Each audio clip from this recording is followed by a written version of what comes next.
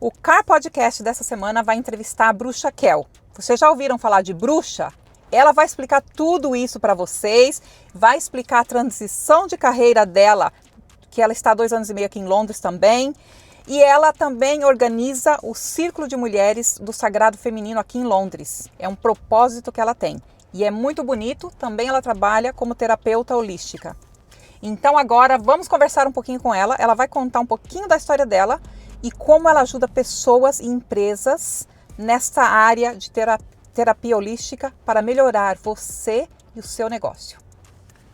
Então, Kel, vamos começar? Ângela, primeiro quero te agradecer por esse convite. Para mim é muito interessante estar aqui, é muito gostoso estar aqui compartilhando com você, porque é muito saudável esse encontro entre mulheres onde a gente possa crescer juntas. Gratidão, gratidão, gratidão. Eu que queria agradecer, quero agradecê-la. E também eu quero pedir, por gentileza, pessoal, se inscrevam no Car Podcast, ativem o sininho. Toda sexta-feira tem vídeo novo. Hoje é a vez dela, tá? Ela vai contar tudo pra vocês, tudo pra gente, porque eu também sei pouquinha coisa dela, a gente se conhece há pouco tempo, mas eu sei que ela é uma boa pessoa e que ela ajuda muita gente, tá?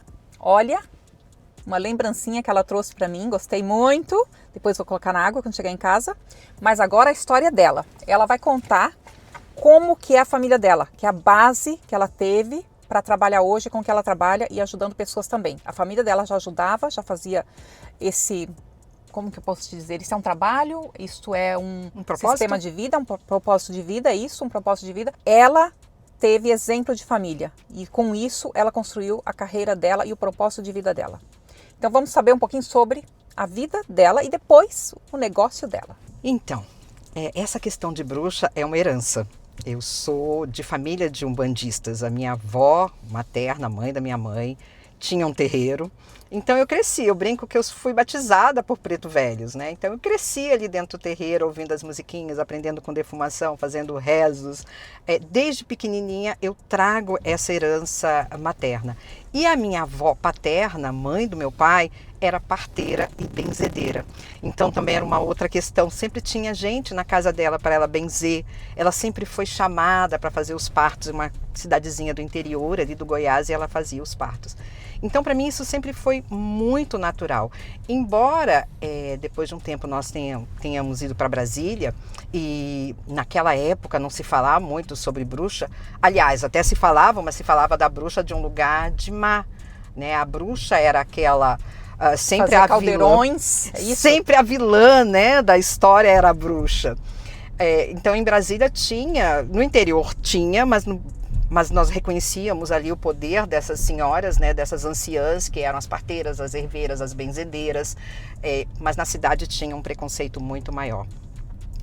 E para mim nunca foi assim um grande problema ser bruxa, eu achava até gostoso, porque eu via nas bruxas das histórias em quadrinhos que elas eram muito mais inteligentes que as mocinhas, que as princesas, né? Então, em toda brincadeira de meninas ali, eu sempre quis ser a bruxa, porque a bruxa ela podia gargalhar, a bruxa podia vestir do jeito que ela quisesse, a bruxa não tinha o compromisso de ser boa, muito pelo contrário, né? Quanto mais criativa em suas maldades ela fosse, mais lindo estava a história. E você acreditava nesta época que as bruxas poderiam sentar numa vassoura e voar? Não, eu nunca tive essa ideia da bruxa sentando em vassoura e voando, embora a gente use muito a vassoura em magias, né? Porque a vassoura tem aí um trabalho na magia muito grande. A gente usa a vassoura para varrermos o que chamamos de energia negativas, né? Então, a minha avó sim fazia a história da vassoura atrás da porta para espantar visita indesejada. Legal. Então, a vassoura tem um papel bem interessante na nossa... Você nunca teve medo de bruxa quando você era criança? Não, pelo contrário. Para mim, as bruxas eram tudo de bom, né? Eu achava as mocinhas... não vou mentir, eu achava as mocinhas totalmente insossas, né?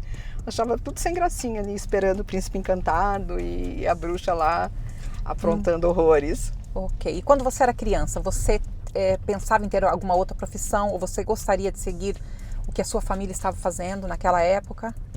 Então, na realidade, a religião, né, a Umbanda, nunca foi a nível de profissão. Então, embora a minha avó, né, que tinha terreiro, embora ela fosse umbandista, Ela foi a primeira professora na cidade dela. Então nós tínhamos ali uma questão acadêmica muito forte, né?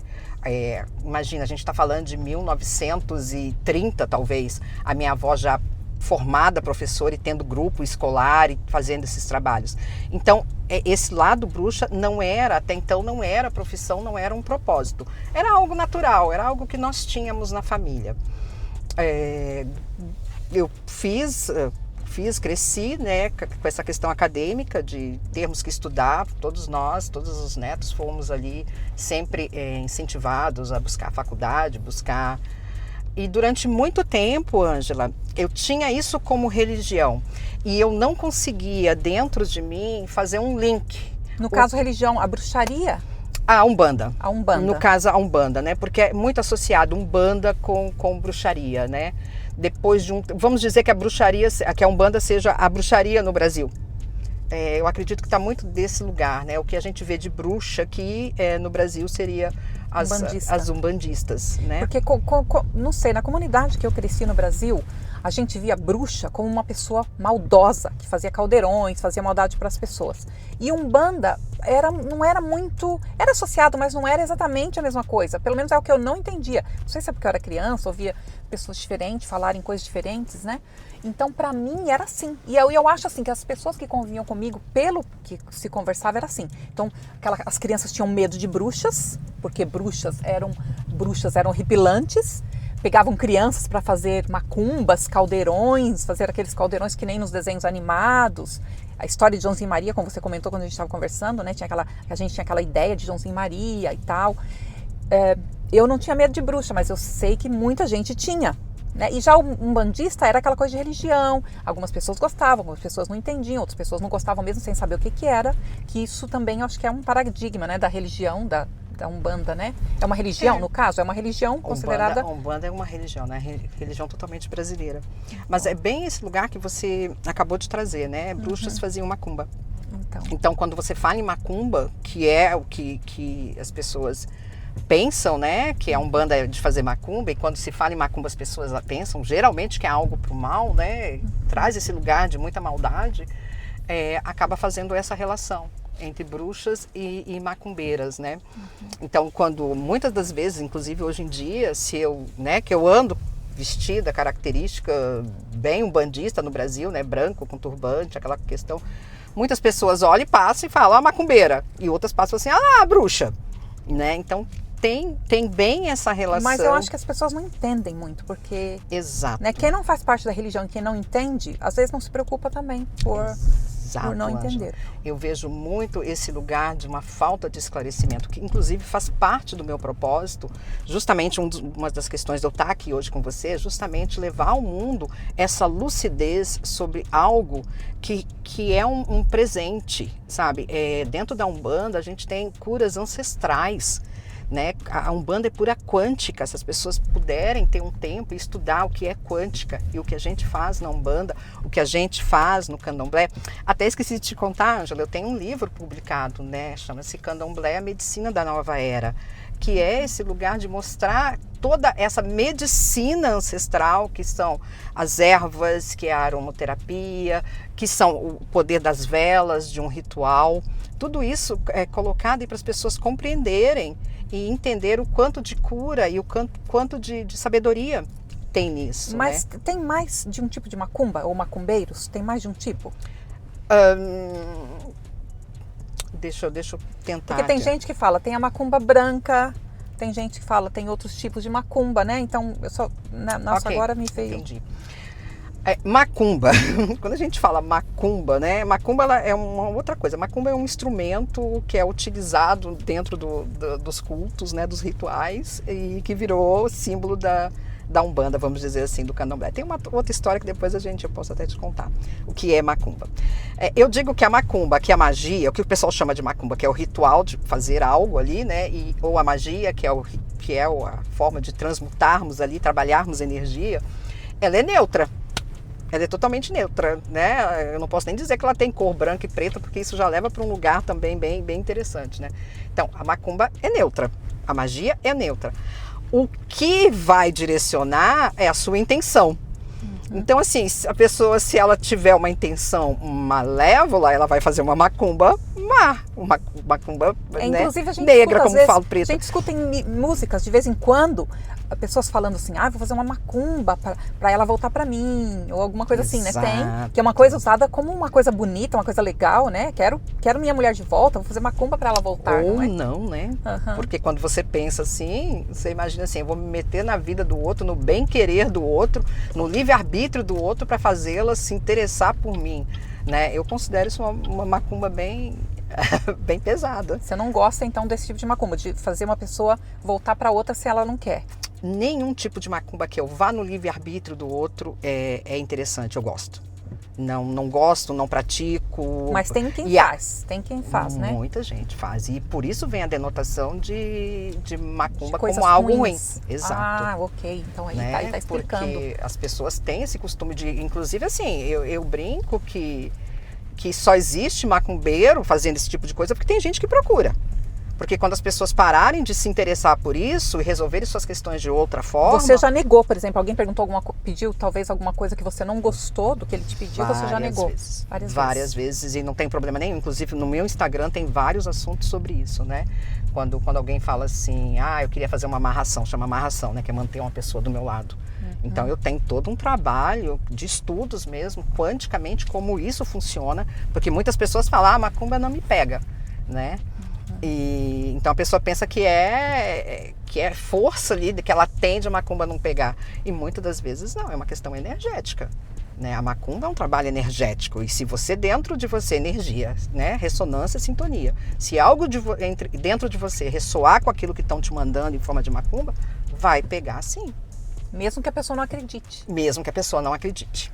Tá, exatamente. Para falar a verdade, eu não entendo muito disso. Vou te perguntando, se eu tiver alguma coisa que não for coerente, fica à vontade, pode falar que a ideia é justamente essa. Então, porque eu acredito que, como eu, muita gente não entenda. Eu entendo pouco, né? Mas muita gente não entende, ou entende até menos que eu e de repente julga, né? Eu não julgo, assim, eu gosto de saber as coisas, gosto de aprender. Então, eu acredito que seria bom, né? As pessoas assim, através desse vídeo, né? Muita gente já vai entender um pouco mais. A ideia é essa, porque o que é macumba e o que é magia? Manipulação energética. Bom, essas pessoas, né, pessoas como eu, a gente entende sobre isso e manipula a energia. A intenção que eu dou a isso é que transforma isso em bem ou mal. E quanto à magia negra? Nós não conversamos sobre isso nos bastidores, mas quanto à magia negra? Pesado. Existe muito.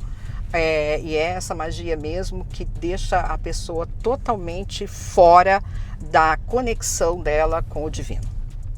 Tá? Então as pessoas que praticam, o que procuram, o que é chamado de magia negra, são pessoas totalmente desconectadas com a fonte divina. Tá, você disse que a sua família já trabalhava, já era um propósito, né? No caso, é uma religião e eles... tinham adeptos ou era pessoas, não. Tinha assim círculos também, como você faz círculo de mulheres? A minha avó tinha terreiro. Terreiro com corrente, a gente chama de corrente, né? Terreiro com corrente montada.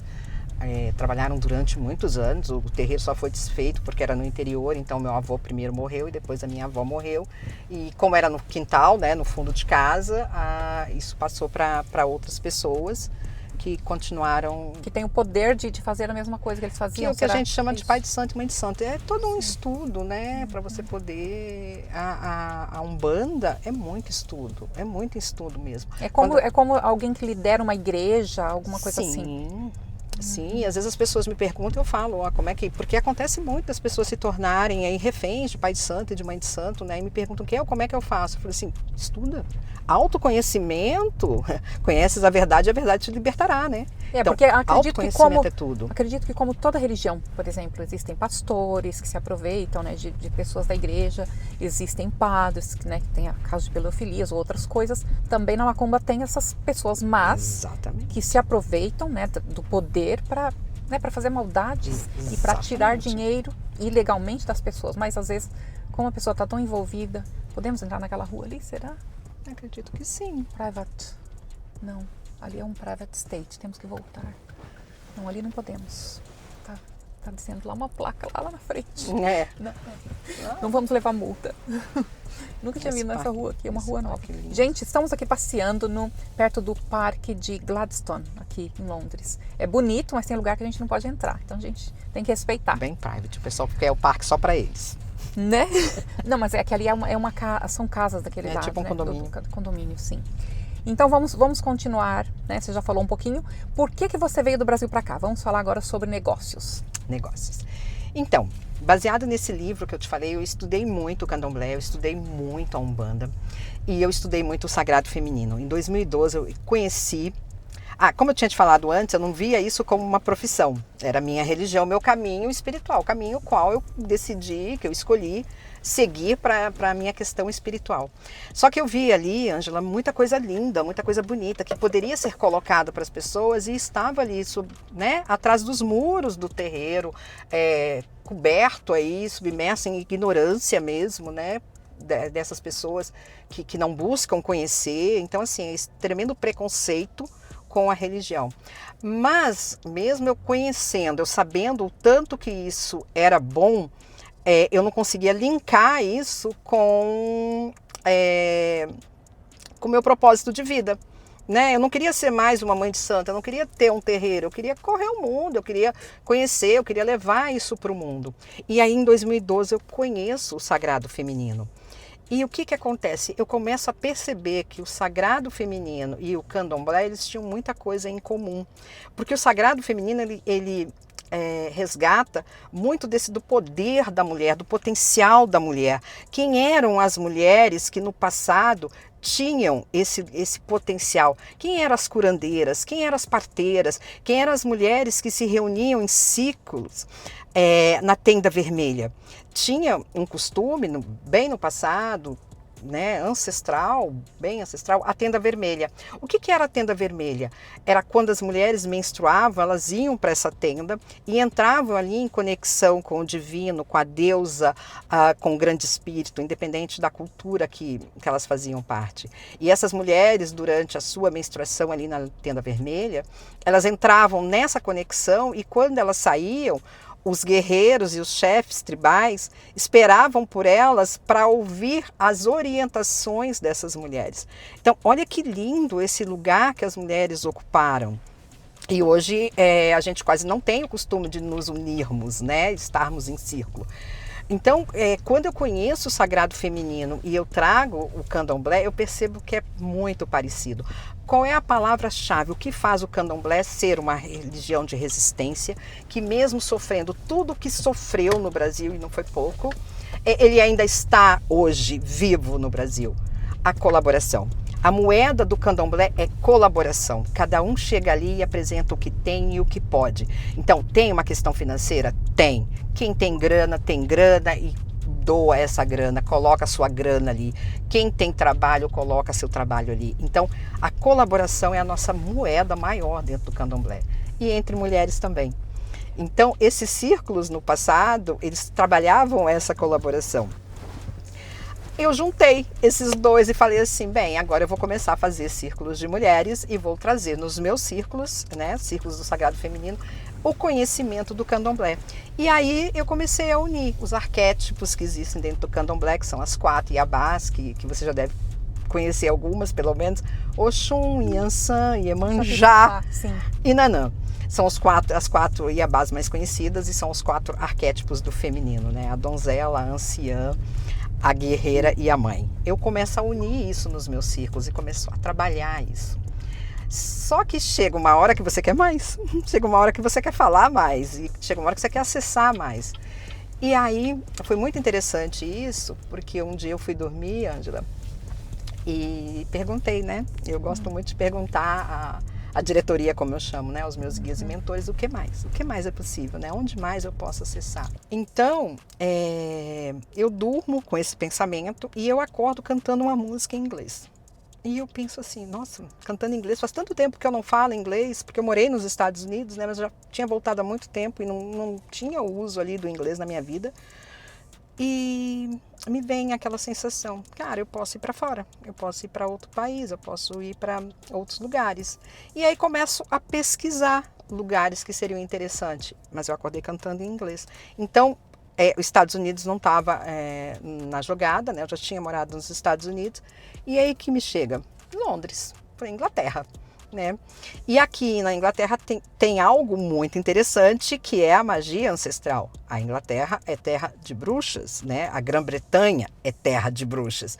E tem um lugar lindo aqui chamado Glastonbury, que é muito ligado à lenda de Avalon.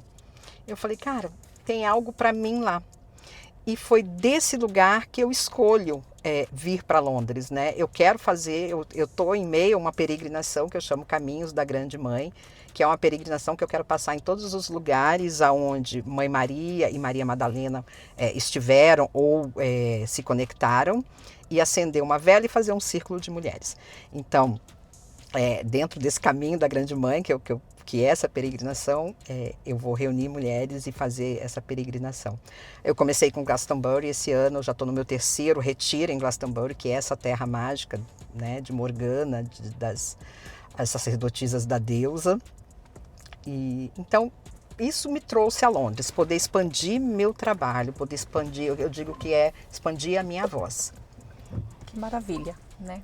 Novidade para mim, porque tem muita coisa. Eu já ouvi falar de Iemanjá, inclusive eu estive trabalhando, eu trabalhava numa produtora de comerciais em São Paulo no final dos anos 90 e eu fui numa festa de Iemanjá no final de ano. A gente foi trabalhar, fazer uma filmagem lá. Olha que lindo.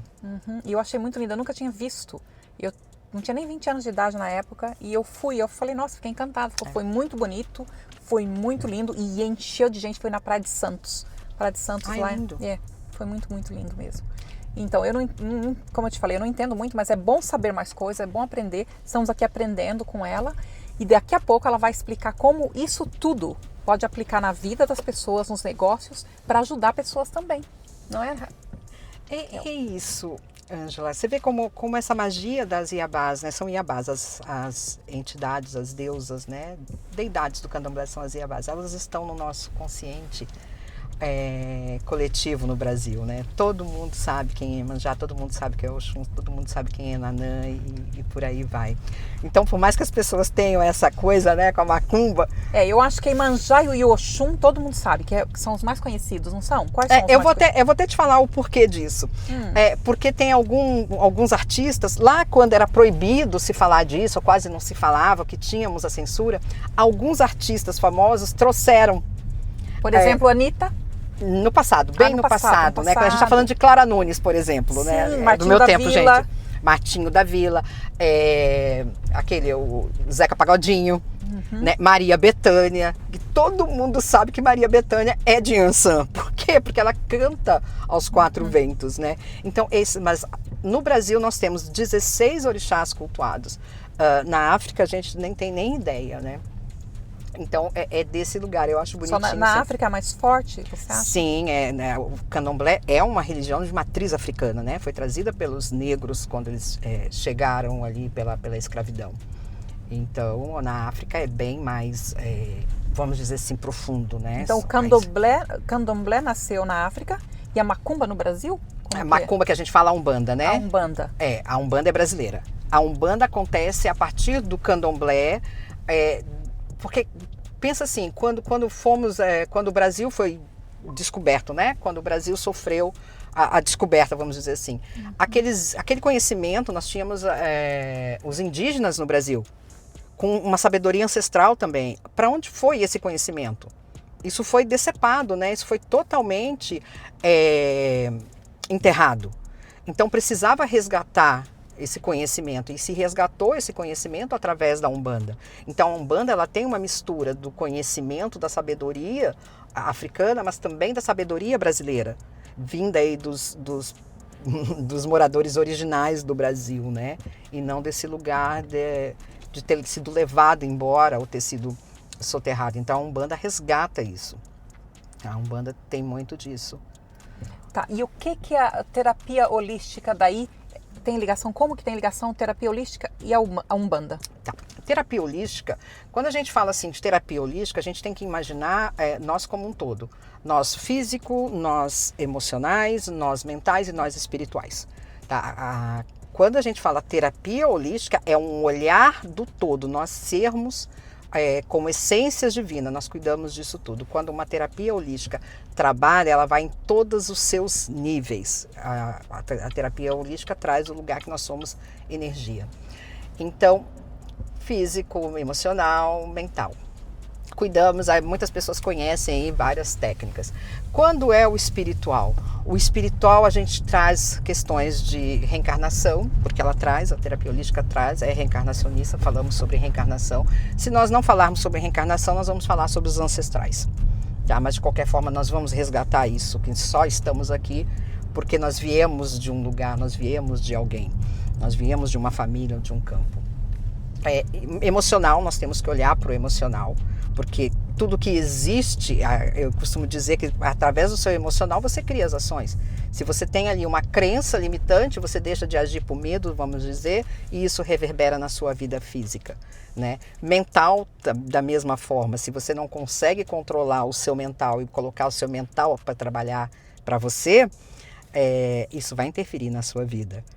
E fisicamente, então, a gente não precisa nem falar, né? Porque quando chega a nível físico, qualquer que seja a questão, ele vai te acarretar uma doença que pode te impedir de seguir o propósito. Então, a terapia holística, ela cuida dos seus 4 níveis de existência, de manifestação ou de expressão aqui na Terra. Quando eu trabalho a sabedoria de Umbanda, de Candomblé, é desse lugar. Nós temos 4 arquétipos, o feminino traz 4 arquétipos. O feminino não, todos nós somos aí influenciados pela lua. Isso é físico, isso já não é mais místico. É comprovado que a lua interfere nas águas da terra, nós somos água, ponto. Ela vai interferir. Quando você trabalha sobre a regência da lua, com essa influência da lua, trabalhando os arquétipos do feminino, você consegue o equilíbrio.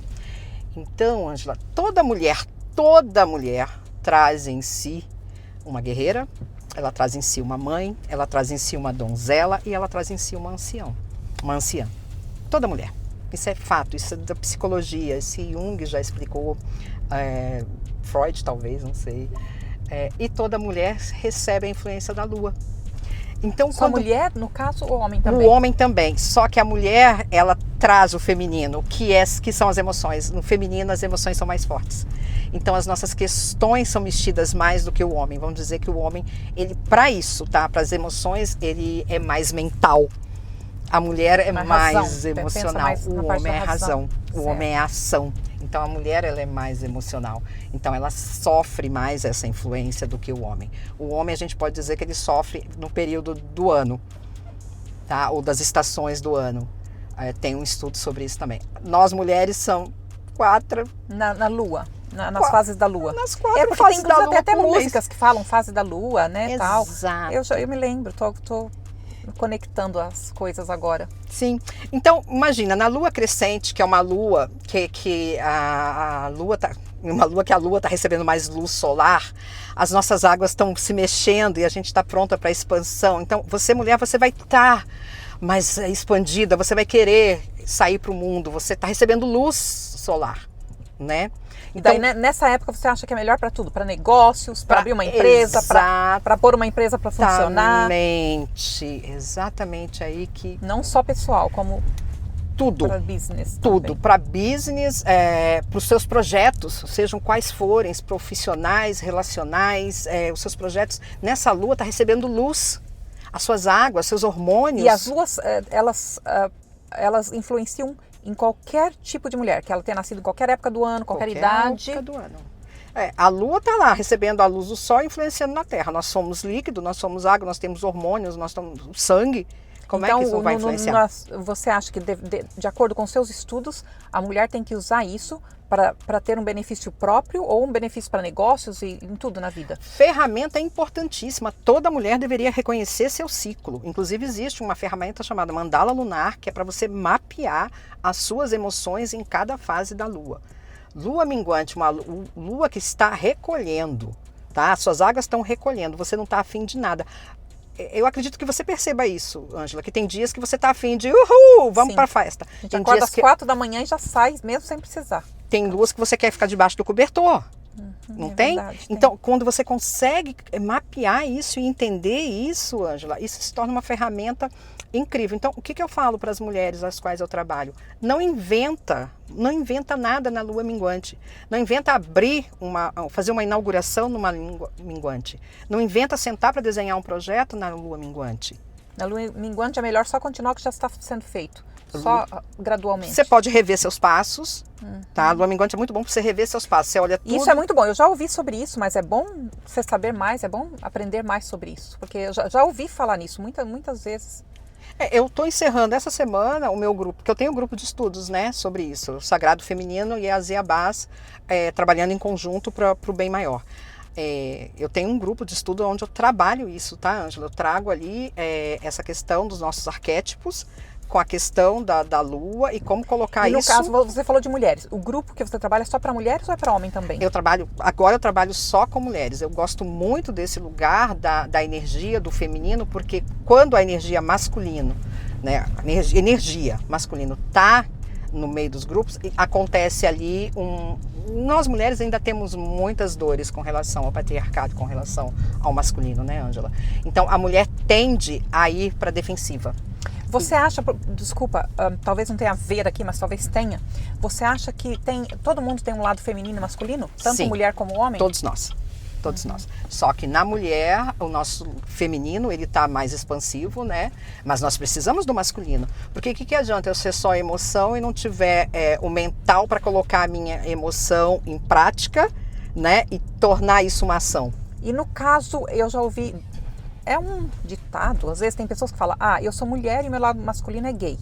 Isso tem alguma coisa a ver? Isso tem a ver ou é só um ditado?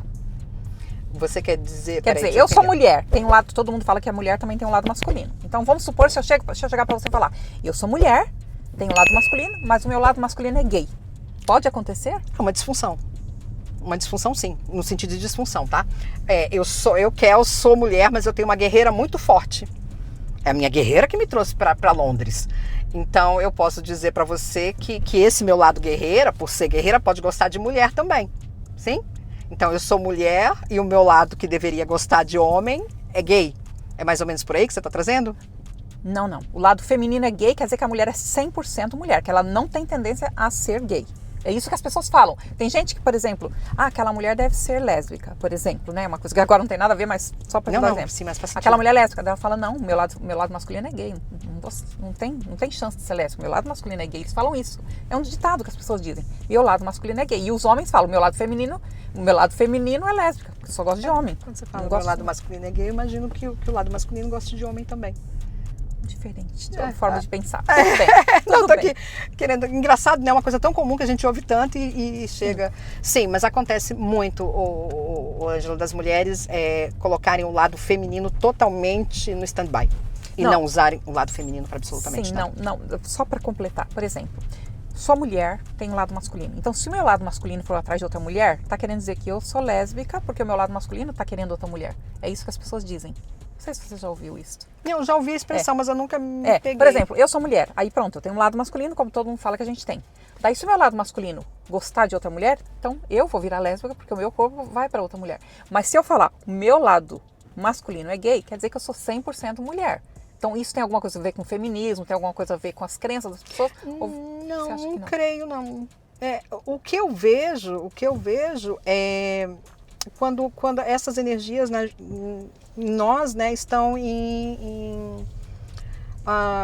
como se fala, em desequilíbrio, né? Por exemplo, agora como é a vida agora, tá?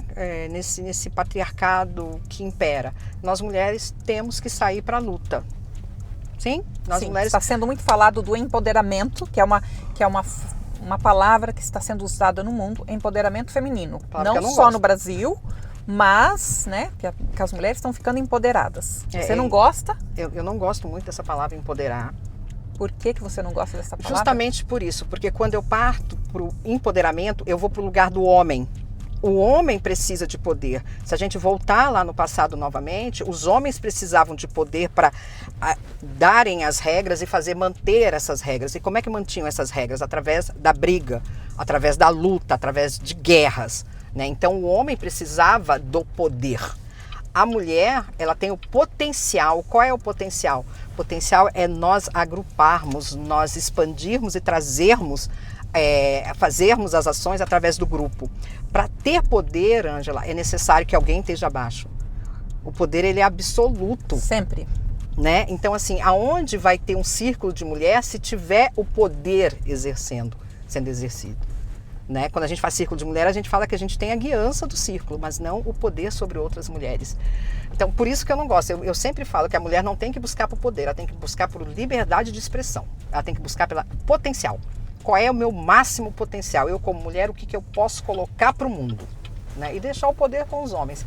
Ah, Kel, mas as mulheres são subjugadas. Sim, mas você concorda que as mulheres estão atrás do sucesso masculino? Quando uma mulher fala que é uma mulher de sucesso, ela conquistou um lugar no meio masculino. Ela teve que passar muitas vezes por cima de outros, ela teve que abrir mão de questões dela, ela teve que se enquadrar ao que os homens dizem que é sucesso. E passar, às vezes, por racismo, ou às vezes racismo, por preconceito, um monte de coisa. E aí ela chega naquele lugar ali e muitas das vezes ela tem que detonar com as próprias mulheres para poder exercer o poder. Sei. Isso é muito louco. Então é desse lugar que eu venho com a palavra poder. Eu sempre digo para as mulheres, potencial. Mulheres, busquem pelo potencial. Quem é você e o que você pode fazer para ser cada vez mais você? Qual é a sua essência? E quando acontece isso, as mulheres param de brigar, Ângela, param de competir, porque a competição é masculina. Mas tem bastante no mundo feminino. Muito, Ângela. Ainda ontem eu estava lendo sobre isso, sabe? As mulheres são mais machistas que os homens. Muitas mulheres são mais machistas que os homens. Eu conheço muitas pessoas que são machistas. Mulheres que não deveriam ser. Eu sou neutra, para falar a verdade. Eu não sou machista, não sou feminista. Eu sou a favor do que é certo, do que é correto. Mas que tem muitas mulheres machistas, tem. Infelizmente tem. Sim. E às vezes ajudam os homens. Às vezes o homem nem é tão machista, mas a mulher empurra o marido a ser machista. Hoje, eu não sei se você viu a reportagem no Brasil sobre a parlamentar lá do interior, que eu não lembro que cidade é, que disse que concordava que a mulher deveria sofrer a violência doméstica, que a mulher deveria apanhar? Eu ouvi alguma coisa breve, não cheguei a aprofundar. Exatamente. Eu acho que esse assunto é até meio que tirado da mídia, mas aconteceu. Então, de onde vem isso? De um feminino desequilibrado. Um feminino que está, claro, no masculino para vencer. Afinal de contas, eu tenho filho para sustentar. Afinal de contas, eu tenho uma carreira para tocar. E aí você vai se sobrecarregando e cada vez mais você vai olhando para outra mulher com desconfiança. Cada vez mais você vai liberando esse lugar de estar em colaboração e entra para competição. Então, quando você me pergunta como a terapia holística pode ajudar, né? No meu caso, como terapeuta, eu trago todo esse conhecimento que vem da Umbanda, que vem do Candomblé, dos arquétipos femininos. Dos arquétipos femininos. Que é como? Que é equalizando, equilibrando esses arquétipos. Tá? Vamos ser mãe, vamos ser uma mãe equilibrada, não é aquela mãe que abre mão de tudo pelo filho e deixa de viver pelo filho, mas aquela mãe que consegue encaminhar esse filho para a vida entendendo que tem um processo. Vamos ser guerreira? Bora, mas vamos ser guerreira para colocar a nossa vida para funcionar, não para combater outras mulheres. Entendi. Né? União, né, uma com a outra. Colaboração. É moeda do feminino, colaboração. Quando eu falo para você sobre a tenda vermelha, então, era isso. Você acha que tem mais competição entre as mulheres ou entre os homens? Naturalmente entre os homens. Por quê? Porque os homens são competidores natos. Os homens nasceram para competir. Disfuncionalmente entre as mulheres. Tá? Enquanto a mulher perder tempo em competição com outra mulher, e por mais, eu sei que tem gente que vai ver esse vídeo e vai dizer assim, não, comigo não é assim. É a mesma coisa que a gente estava conversando sobre inveja. Ai, eu não tenho inveja. Não tem como, enquanto você não reconhecer o seu lugar no mundo, o seu propósito no mundo e a fonte divina que você é, você ainda vai olhar para o outro querendo o que o outro tem. Se você não reconhece o seu caminho, se você não reconhece quem é você e qual é o seu destino, você ainda vai olhar para outra mana. Tem dois tipos de inveja, ou porque tem gente que fala assim, tem aquela pessoa que ela quer ter o que o outro tem, igual. E tem aquela pessoa que quer que o outro não tenha, que só ela tenha. Qual que é a diferença? Você acha que... Pois, para mim, a inveja é energia. Inveja é uma das energias de mais baixa frequência no planeta. Inveja, vergonha e culpa. É o que mantém o planeta... Inveja, vergonha e culpa. Mantém a Terra em sua zona de rebaixamento, vamos dizer assim. Tá? Enquanto nós não sanarmos essas energias no planeta, nós vamos estar nesse lugar. Para mim, a inveja é independente da narrativa. A inveja sempre é você não reconhecer o seu lugar, você não saber, não estar conectada com a sua luz interna, tá? Não é brilho não, com a sua luz interna, para saber o que você veio expressar nesse mundo. Enquanto você estiver olhando para o que os outros estão expressando e você não se conectar a você mesma, você terá inveja. Ah, Kel, mas eu tenho tudo. Olhe para mim, eu tenho tudo, não tem nada que me cause inveja, que possa me causar inveja. Eu digo, Ângela, com todas as letras, se você não sabe o seu propósito, se você não sabe para que está aqui, você sim vai olhar para a mana que está fazendo a parte dela e vai ter inveja. Eu digo uma coisa, às vezes a felicidade de uma pessoa que tem pouco causa inveja numa pessoa que tem muito e não é feliz. Exato, porque não tem nada a ver, expressão aqui na Terra não tem nada a ver com o que você, eu digo igual sucesso, não tem nada a ver com o que você absorve, ou o que você mantém, ou o que você compra, né? Tudo que pode ser liberado, que você pode deixar pelo caminho, não faz parte da sua essência. Tudo. Certo. Só faz parte da sua essência aquilo que você traz, que quando você morrer, você vai levar junto. Verdade. Deixa eu te falar agora uma coisa. Você me convidou, inclusive, não vou poder participar, né, do seu círculo feminino que vai acontecer em Gladstone, é isso? Glastonbury. Glastonbury, desculpa. Gladstone é onde a gente está agora. Eu troquei os nomes.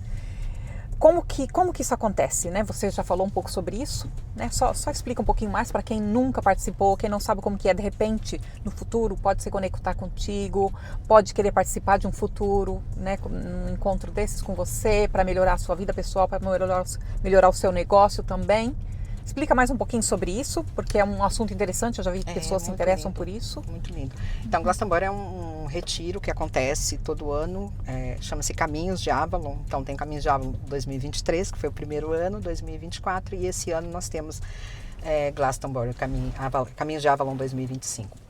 O que acontece em Avalon?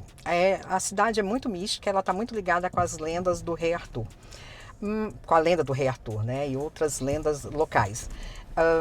Lá tem uma pegada que é muito interessante porque ela faz uma mistura entre bruxaria e cristianismo. Em Glastonbury. Em Glastonbury. Então, acredita-se que foi o lugar para onde José de Arimateia e Maria Madalena foram após a crucificação. Então, José de Arimateia trouxe o Santo Graal e junto com Maria Madalena depositaram num lugar que tem lá, num poço, numa mina, que chama-se Chalice Well. Né, o poço do cálice. Então tem essa pegada bem cristã, mas também é o lugar onde acredita-se que era a mística ilha de Avalon, que tem o lugar do paganismo, da deusa, das sacerdotisas que cultuavam a deusa antes do Deus Pai. Então, mas para nós místicos é um vórtice energético, é o chakra cardíaco da Terra.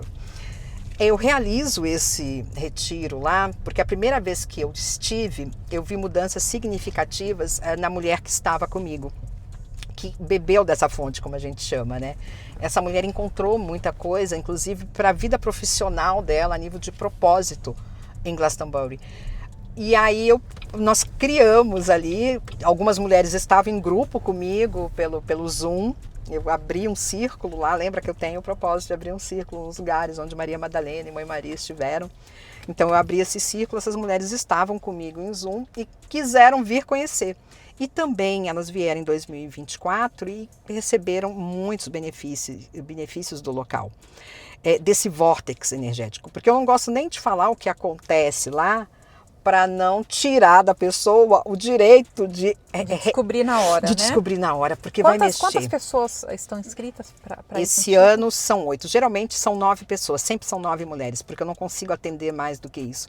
Porque nós realizamos algumas atividades, né? Como eu sou consteladora familiar e como eu sou humanoterapeuta, faço trabalhos espirituais, mais do que 9 pessoas para mim é complicado atender, porque a gente abre o círculo, abre uma egrégora e faz trabalhos ali de cura, de limpeza espiritual, de rastreamento de crenças.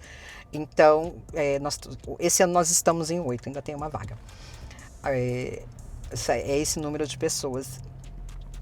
Era isso? E tem o número, você diz que escolhe para atender, mas tem alguma coisa mística também com o número das pessoas que vão? Sim, o número 9. O número 9, ele é um número místico, né? Ele é um número aí de transformação, ele é um número de transmutação. Eu sou do número 9, eu sempre trabalho com o número 9, que inclusive na religião é o número de Yansan, que é o movimento. Eu já vi pessoas falarem que preferem o número 8, que dá sucesso. Então cada número tem o seu significado. Cada número tem na realidade, a sua vibração. Vibração. Cada número certo. vibra em algum Daí lugar. depende de pessoa por pessoa ou depende do que a pessoa quer atingir? Não. O número, a base do universo é numérica. Os números são a base do universo. Quando a gente entra na geometria sagrada, a gente descobre que os números são a base. Então, toda vez que alguém falar 1 para você, você já sabe que é a vibração do começo. Ok, a Bruxa Kel está aqui falando sobre terapia holística agora, mas ela explicou tudo, né, sobre como é a candomblé, umbanda, bruxaria. Ela não senta em vassoura e sai por aí voando, apesar que às vezes a gente tem vontade. Mas gostaria? Né? Gostaria, também tenho vontade, às vezes, de sentar numa vassoura e voar. Mas é o seguinte, ela disse que já aprendeu com a família, tudo isso, foi como é que fala? Uma tradição familiar. Trabalhou de CLT no Brasil, também, né, trabalhou lá como autônoma também. Como que foi a transição do CLT para autônomo? Quando que você pensou assim, olha, eu vou fazer isso um negócio, né? Você explicou também a razão, né? Mas como que você falou assim, olha, agora vai ser o meu negócio? Então, na realidade eu trabalhava 14, 15, 16 horas por dia, Ângela. Trabalhava bastante. pra caramba, Brasília. Já trabalhei assim também. Brasília. E aí eu surtei, né? Chegou uma hora que eu falei assim, cara, eu não tô na vida só pra pagar boleto. Eu tinha esse caminho espiritual, mas isso era um caminho espiritual. Eu ia pro terreiro no final de semana, né? E aí o que acontece? Eu rompo com tudo, saio dos trabalhos, eu tinha 2 trabalhos, saio dos trabalhos, pego todo o dinheiro que eu tinha, inclusive o meu irmão, a minha família me apoia muito no meu caminho, né? Muito. O meu irmão me deu alguns euros e eu rompo com tudo e vou pra praia, vou morar em Arraial da Ajuda. Com euros lá no Brasil? Com euros lá no Brasil. Nossa, que legal, que legal. Não, o universo ele trabalha muito a nosso favor, né? Então, assim, eu fisicamente estava acabada, estafada. Mas financeiramente eu tinha esses euros que o meu irmão me doa, né? Que não é muito normal no Brasil, né? As pessoas trabalharem com euros. Não, ele tinha, porque meu irmão mora fora também, né? Sim. Então ele tinha esse valor, ele queria abrir uma pousada em Arraial da Ajuda. E ele me deu esse valor para começar a olhar essa pousada. Só que depois acabou a pousada. Eu chego em Arraial e começo a viver esse lugar comigo. E eu tenho um momento que eu chamo de momento da redenção. Toda pessoa tem um momento da redenção. Em um trabalho que eu faço, que eu chamo Quebrando Correntes, o momento da redenção é a hora que Cinderela passa por todos aqueles problemas, ela vai para o jardim e começa a chorar, feito uma louca. Você lembra dessa cena? Ela tem aquela... E a fada madrinha chega e dá de presente para ela algumas coisas. Então, esse momento da minha redenção, eu estava na praia, Ângela, olhando aquela paisagem linda de Arraial da Ajuda, totalmente infeliz. E eu vou ao chão, eu bato a minha cabeça ao chão e falo ao universo, né, aos meus guias, eu não suporto mais. Ou vocês me mostram o caminho que eu tenho que seguir, ou eu me despeço da Terra. Nossa. Foi muito profundo, foi muito forte, profundo. Então. Eu chorava muito. Porque eu tinha, eu olhava, estava perfeito, eu tinha euro, eu tinha praia, eu tinha a vida que todo mundo sonha e dentro de mim uma infelicidade, que era a falta de propósito, né? E desse momento eu começo a busca, né? Eu saio daquele lugar ali, eu começo a busca. E aí são as medicinas da floresta, eu trabalho com cacau, trabalho com ayahuasca. É esse lugar de colocar o feminino adiante, aí eu conheço o feminino, eu vejo o feminino fazer sentido junto com o candomblé. E aí, Ângela, nesse trabalho, nesses estudos, eu descubro que eu não quero fazer absolutamente nada mais além disso. E como é que eu ia fazer isso? Como é que eu ia? Nada mais além disso, mas eu preciso pagar as contas, porque os euros não duraram para sempre, né? Claro. Então, eu começo a transformar isso em um como é que se fala? Não é nenhum processo, me faltou a palavra. Mas eu transformei, mais que um projeto, porque é uma técnica. Eu transformei isso numa técnica terapêutica, que é a técnica desenvolvida, que eu desenvolvi por mim mesma, que chama-se jornada sistêmica, né? Jornada do feminino sistêmico. Que daí eu trabalho com o feminino, olhando para as questões sistêmicas do feminino, olhando para as questões sistêmicas das mulheres, do feminino como um todo, e para o meu próprio feminino, né? Porque eu primeiro tive que me curar. eu tive que liberar muitas crenças minhas para poder Mas passou, essa fase passou rápido? Demorou? Foi um... 3 anos. Nossa, foi bastante tempo. Foi 3 anos, porque você se olha totalmente, eu sou uma mulher com uma personalidade muito forte, e eu ali, naquele momento, não sabia o que fazer da minha vida. Eu ainda tinha um filho, meu filho tinha 11 anos, o mais novo, um filho para criar, eu precisava fazer dinheiro, mas eu não conseguia nem pensar em voltar para a CLT. Eu não conseguia nem pensar, voltar, ter um horário de entrar às 8 e sem hora para sair. Porque em Brasília era isso. Porque imagina, Ângela, eu com 27 anos, eu era chefe de gabinete de uma secretaria de Estado. Com 27 anos eu tinha conseguido chegar a um lugar que é raro. Então eu me dediquei muito à minha carreira, eu me dediquei muito à minha profissão. E isso não me trouxe felicidade. Né? E agora você tem uma profissão que te traz felicidade? Total. Eu não me imagino fazendo outra coisa. Sabe, eu tô aqui em Londres, eu posso fazer isso aqui em Londres, mas se eu quiser ir para Bali, eu posso fazer em Bali. Você atende pessoas online também? Eu atendo mais online do que físico. Do que físico. É porque hoje em dia está sendo migrado, né? Os trabalhos estão, a gente está migrando ou imigrando, porque a gente vai para o mundo todo, né? Então... Hoje eu já atendo bem mais, mas eu amo fazer os círculos de mulheres físico, né? Mas aqui em Londres a gente tem algumas questões que uma delas é... Primeiro que eu não posso acender vela nos lugares... Não posso acender incenso, não posso acender defumador. E segundo, o frio, né? Por exemplo, esse parque aqui seria maravilhoso a gente fazer um trabalho, mas daqui a pouco já não pode mais por causa do frio. Daí você tem pessoas, por exemplo, que às vezes estão com problemas gravíssimos, que você atende online, que você acha, não, essa pessoa eu tenho que ver pessoalmente, que você dá um jeito de ver, de encontrar, Sim, tem, né? Muitas pessoas. Porque eu trabalho a nível de campo, né? Eu trabalho a nível de energético. Então uma pessoa, ela fala assim, porque eu trabalho com limpeza de casas também, né? Limpezas energéticas de casa. Sim. Então eu vejo que às vezes o problema da pessoa não está na pessoa. A pessoa tá ok, mas lá onde ela mora tem questões acontecendo. E às vezes pessoas que estão em volta também, não é? As pessoas que estão em volta também, né? Então tem pessoas que eu tenho que ir lá na casa e olhar. Tem pessoas que eu realmente tenho que encontrar. Por isso que eu brinco com você que eu tenho o meu kit, né? Que eu ponho tudo na bolsa e pego o trem e me mando, né? Gente, olha, a conversa aqui está muito boa com a Kel, aprendi bastante. Relembrei algumas coisas que eu também não lembrava. Foi muito bom. Só que o nosso podcast já está no final. E a gente agora, ela tem canal no YouTube também. E tem a rede social que você usa, é Instagram, que eu tenho. Instagram. Né? Então, pode dar o endereço do seu Instagram para quem quiser mais informações, quem quiser seguir a Kel, sigam para ter mais informações sobre o trabalho dela, sobre como ela pode ajudar pessoas ou empresários, né, a melhorar sua empresa, a melhorar o seu campo energético, como ela diz, que é o que ela trabalha. Contando com umbanda, bruxarias, ela não é aquela bruxa de caldeirão, não é, ela explicou, ela não tem caldeirão, ela não tem vassoura também. Eu gostaria de uma vassoura, se ela tivesse uma vassoura que voasse, eu seria a primeira a comprar uma. Enfim, ela não tem, mas ela pode te ajudar, de repente, a subir numa vassoura e a voar. Sim, total. O meu Insta é Kel Balduino Curandeira. Lá tem bastante coisa, eu trago bastante dicas, eu trago rituais, eu trago formas de se conectar. E eu tenho um canal no YouTube que chama-se Bruxa Nômade.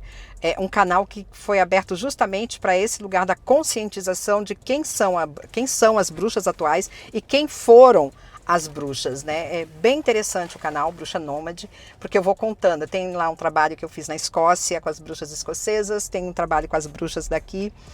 Vale muito a pena e seria muito interessante se vocês divulgassem bastante o meu trabalho, porque é isso. O meu propósito todo é esse propósito de conscientização. Tá, nós temos uma religião linda no Brasil, nós temos um trabalho maravilhoso, espiritual maravilhoso, que precisa receber luz, que precisa de lucidez. Gratidão. Gente, e a hora da nossa paradinha de chocolate? Eu já parei aqui perto do parque. O parque é lindo, só que não dá para dirigir lá. No Richmond Park eu dirijo dentro porque pode entrar carro. Nesse aqui não pode, mas ficamos dando voltas. E agora ela vai abrir o chocolate, a gente vai comer um pouquinho de chocolate aqui. Olha, gente, que lindo. Tem que abrir? Bom, se você compartilhar! Não, eu tenho aqui o meu chocolate. Não precisa abrir. Se você não quiser abrir, quiser levar, é que aqui a gente come chocolate, né? Mas aí você come do meu, então. Ai, gente, o meu preferido, Dark. Tá, você quer levar a caixa inteira? Não tem problema. Eu tenho aqui um chocolate. Eu tenho alguns chocolates aqui, deixa eu ver. Não, eu acho que... Olha, esse aqui tem caramelo, é gostoso. Ele não é muito doce. Ele é eu doce. acho que faz muito sentido a gente compartilhar esse, Tem charear esse. Tem certeza. Eu também tenho milkshake de chocolate, proteína de chocolate, olha aqui, porque quem vive na estrada, né?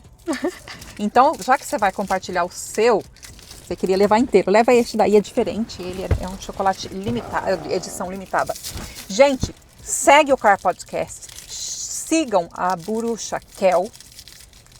Você no seu canal no YouTube, qual é o nome que está lá? Bruxa Nômade. Bruxa Nômade, isso, Bruxa Nômade, eu não lembrei do Nômade. Sigam, o meu editor vai colocar aqui embaixo os dados e vocês só clicar e seguirem, né? Ela vai explicar muito mais. Aqui foi uma pequena explicação. Gente, gostei muito. Foi maravilhoso, gratidão, Ângela. Muito, olha, vou comer um chocolate. Ela escolheu o chocolate preto. E eu gosto também, não é meu favorito, mas eu gosto. Vamos comer, é gostoso. Ele tem um pouquinho de chocolate ao leite dentro. É maravilhoso, esse chocolate é maravilhoso, gente. Ângela, muito obrigada. Eu amo quando as pessoas se abrem para me escutar. Vamos ficar por aqui. Mas todo mundo tem que ser escutado. Todo ser humano tem que ser escutado, independente do que eles tenham para dizer. Mas eu gostei muito de aprender com você. Gratidão. Tchau, gente. Até a próxima sexta.